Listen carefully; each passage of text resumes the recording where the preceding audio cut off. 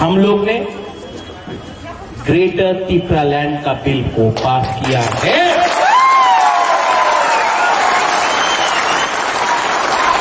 ये bill governor के पास जाएगा और यहां में मीडिया है, मीडिया भी एक मैसेज पूरा इंडिया को भेजेगा।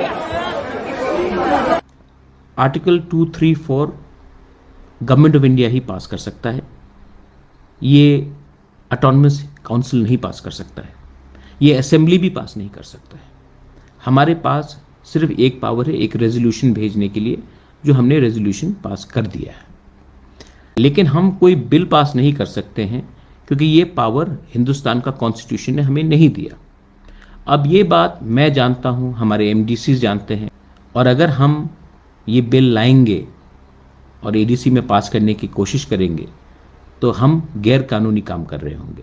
मैं तो कानून तोड़ना नहीं चाहता हूँ, मैं तो कॉन्स्टिट्यूशन के बाहर जाना नहीं चाहता।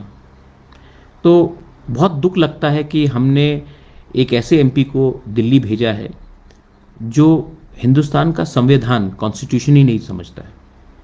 एनीवे, हम लोग ने ग्रेटर त्रिपुरालैंड का बिल को पास किया है।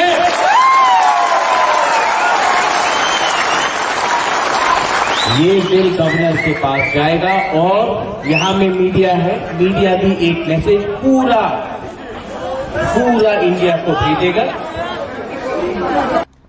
आर्टिकल 234 गवर्नमेंट ऑफ इंडिया ही पास कर सकता है, ये ऑटोनमस काउंसिल नहीं पास कर सकता है, ये असेंबली भी पास नहीं कर सकता है।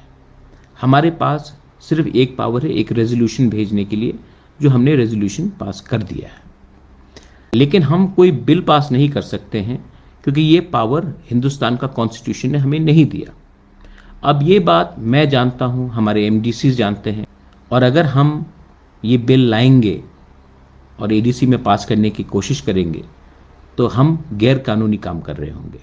मैं तो कानून तोड़ना नहीं चाहता हूँ, मैं तो कॉन्स्टिट्यूशन के बाहर जाना नहीं चाहता। तो बहुत दुख लगता है कि हमने एक ऐसे एमपी को दिल्ली भेजा है जो हिंदुस्तान का संविधान कॉन्स्टिट्यूशन ही नहीं समझता है। एनीवे,